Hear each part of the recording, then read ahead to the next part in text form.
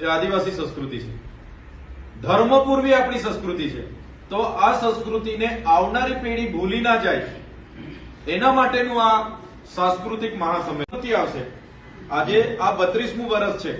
હું તો કેમ છું 132મું વર્ષ આજે થવું જોઈતું હતું. આપણે જાગ્યા છે, મોડા જાગ્યા છે.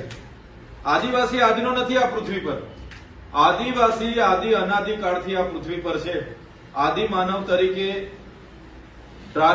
ચાર્લ્સ ડાર્વિનનો ઉત્ક્રાંતિવાદનો સિદ્ધાંત તમે વાંચશો તો આદિ માનવ તરીકે આદિવાસી જંગલમાં આદિ અનાદિ કાળથી વસનારો આદિવાસી છે.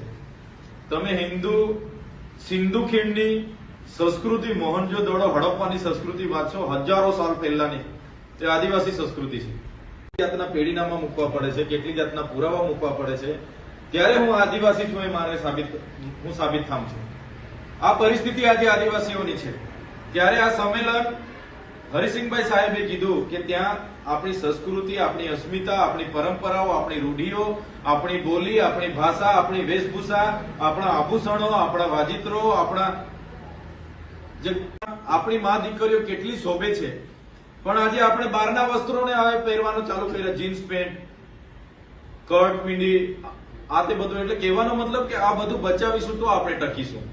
કાલે ઉઠીને યુનોમાં ભૂતકાળમાં આપણા દેશના પ્રતિનિધિ મંડળે તો કીધું કે દેશમાં આદિવાસીઓ રહ્યા નથી હવે.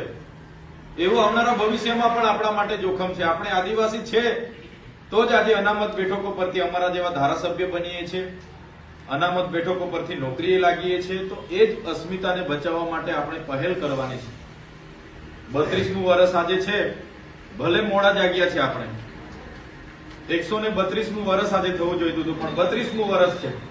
તો આપણે બધાએ મોટી સંખ્યામાં આમાં જોડાવાનું છે અને એટલા માટે જ આજે આ આયોજનની